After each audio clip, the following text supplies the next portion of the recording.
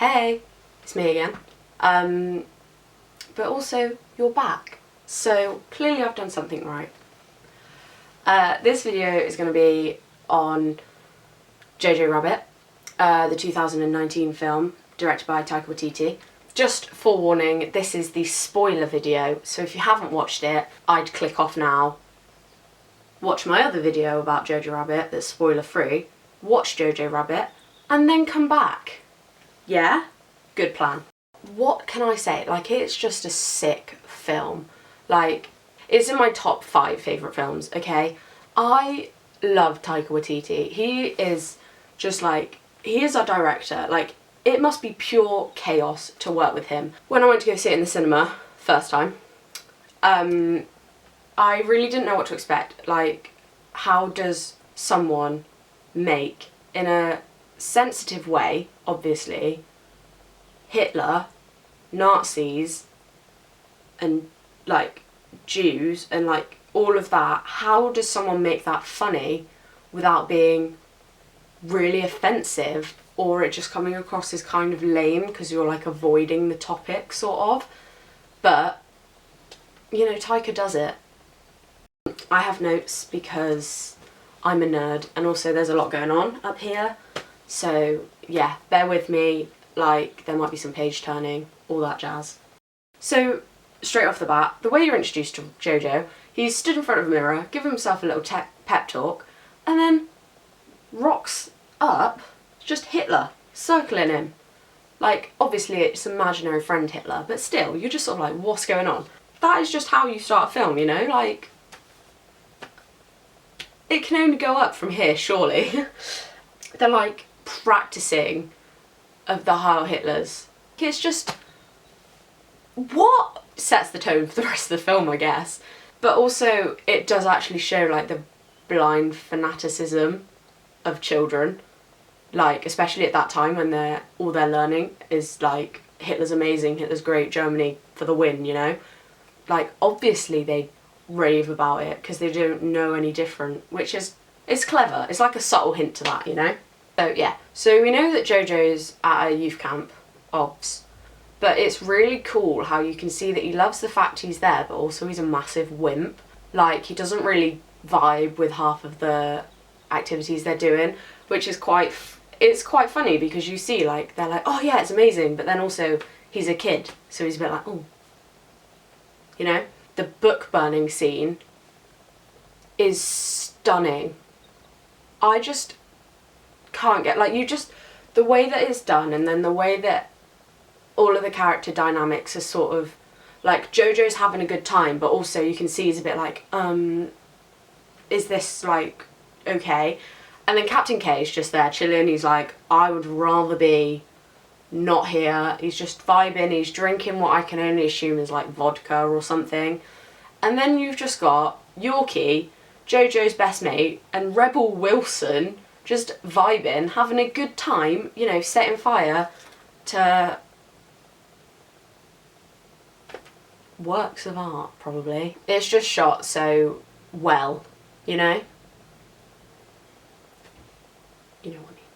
And then, it's just when Jojo's like, yeah, do you know what, I'm gonna be the rabbit, and then runs. This entire sequence of, like, shots and scenes and things, it's just incredible. So he's like, yeah, Jojo Rabbit, as he runs. You know, you've seen the scene.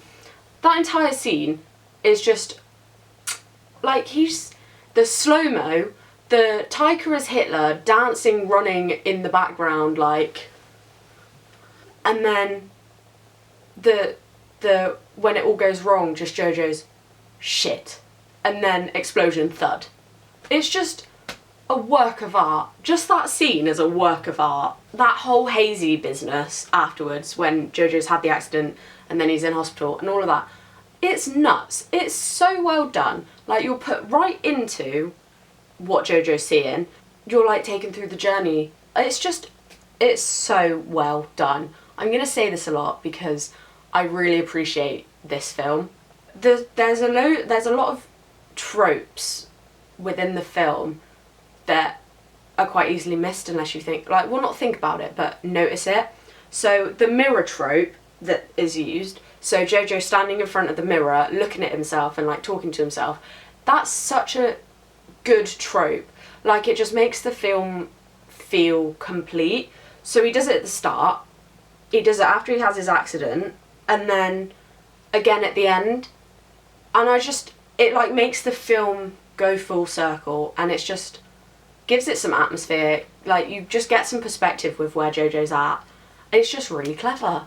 Another trope, okay, so the first time I watched the film, I really didn't clock on to the amount of like shoes and feet shots. Like, I was aware of them, but I wasn't like, oh yeah, that's unusual. I just thought they were like an artistic choice, you know? It gives a bit of different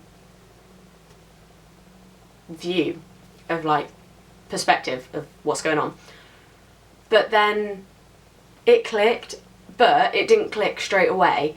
I sort of got it when the main foreshadowing event happened, but then I saw on Twitter someone else explaining it, and I was just like, nuts. It's just good. Like, really subtle, and you don't notice it until you notice it, which is just so smart. Like, this is what one of my lecturers always says, it's all about show don't tell. Elsa's introduction, just Elsa's whole character is such a vibe. Like, she's a strong, independent woman, you know, but just the way that all of her, to begin with anyway, her introductions into scenes are used in like, are made to be subtle like horror film references. So they're like that one when she comes out the door, and then they're like, why can't I, that down the stairs, so good. And then obviously her entrances get less horror, but I just love this, like a representation of sort of how Jojo sees her. Like, she is a monster, you know. Maybe you don't know, maybe you never noticed it, and now you're going, oh my god. Also, why? What I don't understand, all of this talk of like, oh yeah, Jews can read minds, oh yeah, Jews have tails, Jews have horns. How did the German people A, come up with that, and B, believe it? Like, I mean, I guess enough false teaching and false information and enough hatred, yeah, I could see it. But at the same time, that's so dumb. Nuts. Mad. Absolute madness. So Jojo, with the help of his friend Hitler, trying to figure out how to sort out this Jew issue in their house, and then just I've got an idea, and then Taika just coming out with burn down the house and blame it on Winston Churchill. The line stuck with me because it's so funny, but for no reason. Like, it's not like it's meant to be funny, obviously, but it's just such a stupid idea. Like, they genuinely could have just gone, oh yeah, I'm going to burn down my house, and then I'm going to blame it on Winston Churchill. I beg your pardon? The swimming pool scene is probably the first time I watched where I clocked Rosie's shoes being shown in the way it was. So with like Jojo at this height and her shoes being at this height, that's the first time I was like, oh. So I was like, I mean, it's a choice, you know? But the way that's done throughout the film, like foreshadowing her death in that way, was so clever, especially after they've shown the square with where the people are hanging. You know, you just sort of glaze past that, but then when you rewatch it with the information you know now, it's just so clever. I never appreciated that from films before, and it's just, this one has honestly blown my mind. So there's I really enjoy the interactions between Elsa and Jojo, because obviously he's got his indoctrinated mindset, and she's over here like, bro, you're wrong, you know? But the rant that Jojo goes on where he's like, you're weak, like an eyelash. That line is just hilarious. But then, so he goes on that rant, and then Elsa just is like, overpowers him, and it's just insane. Like, he's saying all this stuff, but then she's proving him wrong, And it's basically, I just really appreciate you see Jojo's indoctrination like slowly start to unravel, and he starts to realise like half the stuff he's been taught and told is fact is actually wrong, and that like, oh wait, you know, maybe Jews aren't monsters, maybe they're just normal people like you and me. Like, there's just the way throughout the film that that's done is so beautiful, and it's so subtle as well, because obviously it's not just going to happen overnight. Like, he's not just going to suddenly meet a Jew and be like, oh yeah, Jews are cool. I really think that the shots that are done where it's like, so it's like, that's a shot, and then their kitchen window is like there, and then there's two people there. I think they're so pretty. Like, they're really simple, but I think they're really pretty. I just really like how they look. I believe it's the first time you see it, that sort of shot. You then see Rosie come in and burn something. First time I watched it, completely went over my head, like it's a bit chilly. No, you muppet. The second, third time watching it, I realised that the paper was to do with the fact that, you know, she's helping the Jews and she's part of the resistance. But then, just the way it's just like, what are you burning? Why is that so funny? Clearly, simple things make me laugh. And then, again, another Elsa and Jojo interaction.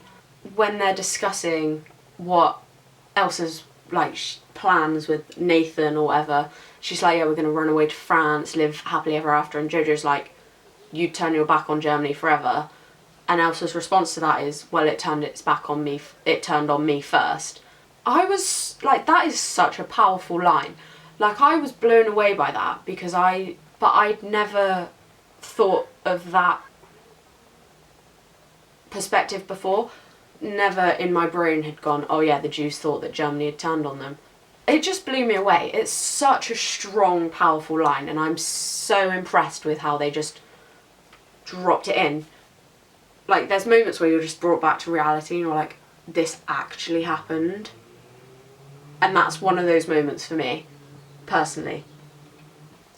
So another simple but really pretty, like, beautiful shot that I find is, so it's Jojo and Rosie are on the steps and there's like grass behind them and like water below, and the far away shot of them I just think is so stunning. But and then the other one where it turns to the bridge and you can see them on the side, like they're little people. I really appreciate it. Another trope, I don't know if it is a trope, but I'm going to say it is. It was a line that the first time I watched the film, I sort of was like, yeah, whatever.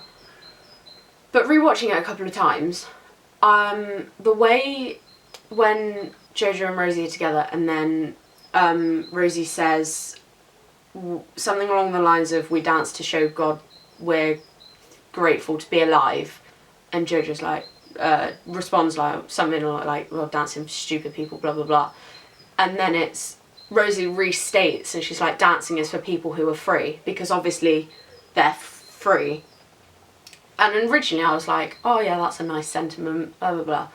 But then when I rewatched it, I heard that, and then later on in the film, Jojo asks Elsa, well, what's the first thing you're going to do when you get out of here, like when you're free? And Elsa's just like, dance.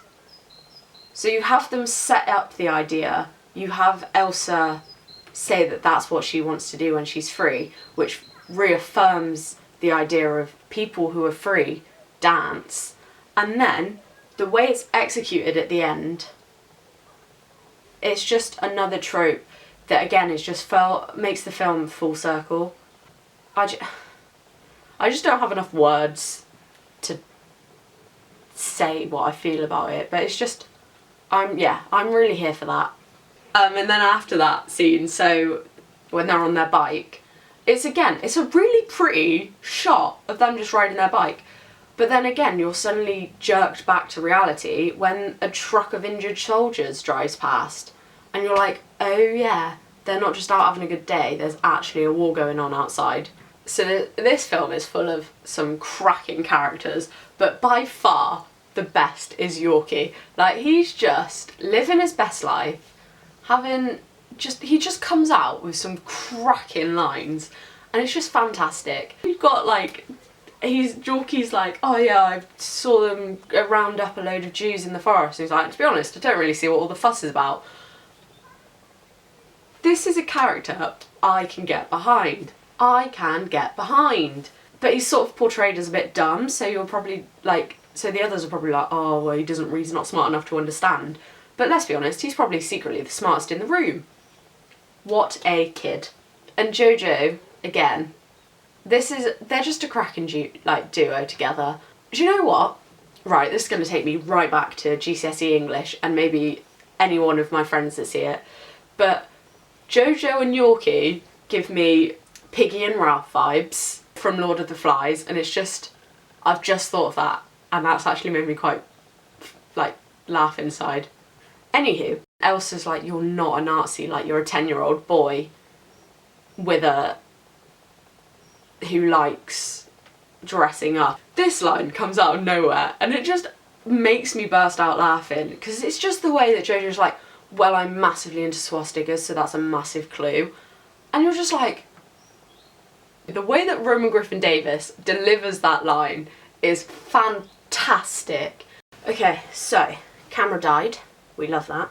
So, the scene with the Gestapo is, you just feel every different emotion, because obviously it's really tense because the Gestapo are the secret police, aren't they? But then, you can't help but laugh because of the sheer amount of times Heil Hitler goes on. And you're just like, I'm like, this is a serious moment.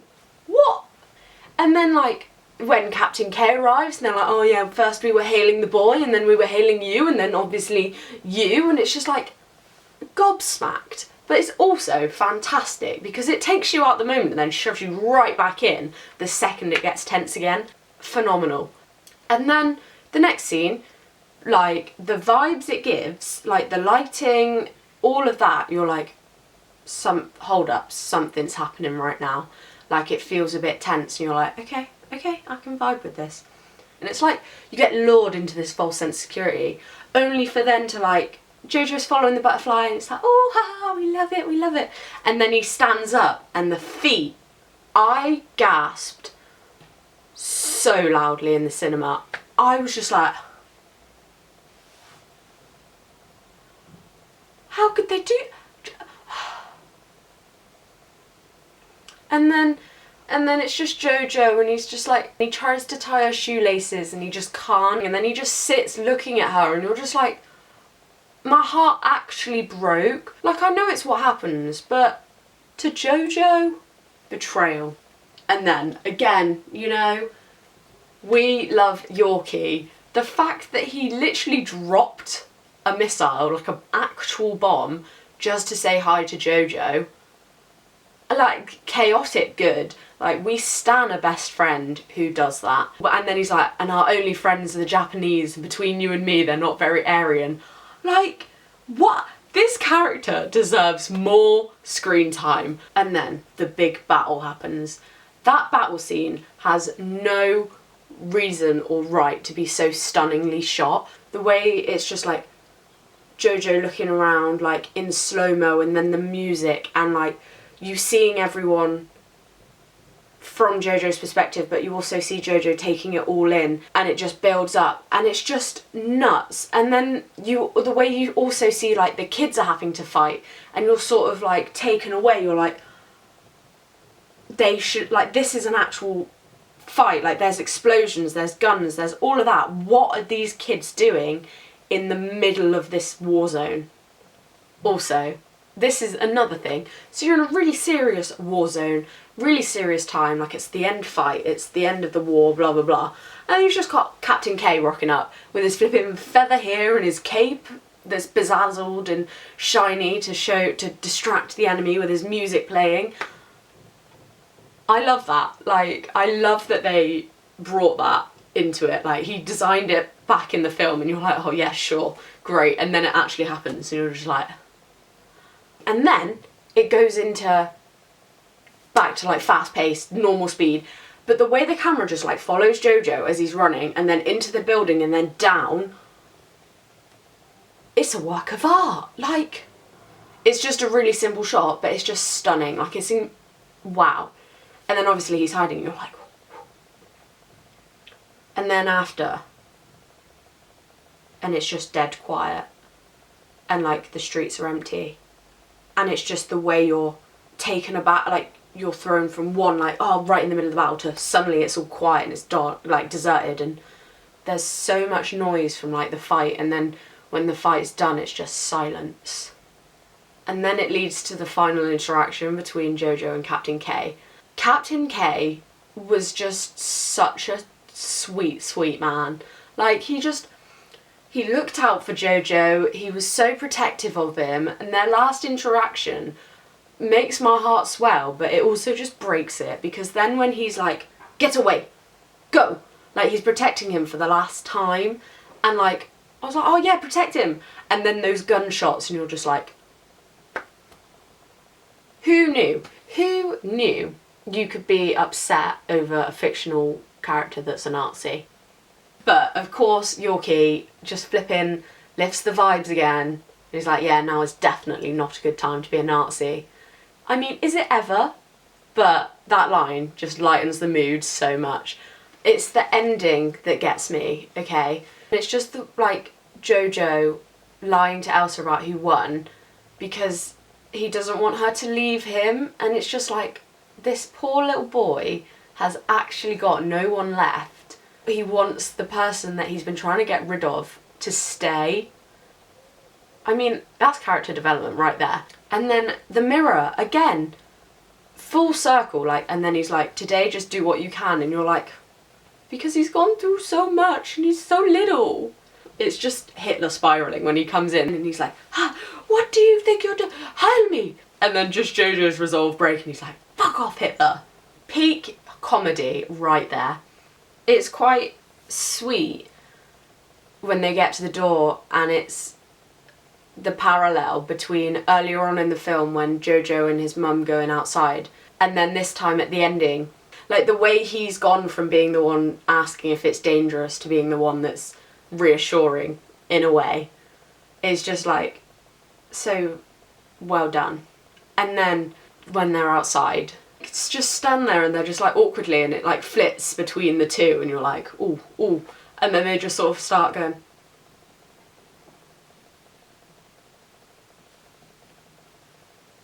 Like, just, it's just, I actually can't find the words. In that moment they're free and they realise it, and they, what do? They dance, and then it ends on them dancing. Like, it's such a simple ending, but the like sprinkling of that idea throughout the film to then that is just so incredible. I actually like happy cry every time, just because like you see the whole journey to that point. That's been my feels, views, thoughts on Jojo Rabbit. I've come up with a rating system of my own, and so Jojo Rabbit gets, it's the vibe, it is the vibe, but it also gets some special shout outs because it gets my heart, I cry, and it's legitimately funny. So all in all, a fantastic film. If you enjoyed me wittering on about Jojo Rabbit and, you know, having a good time, I hope you found it entertaining, I guess. Like and subscribe, and I'll see you in the next one. Okay. Yes. Why am I so bad? I've got so many notes, but my brain is so empty. It's just I really should have learnt my notes before I started filming, but we will learn from this. I'm sorry, my throat is going. Golly gosh.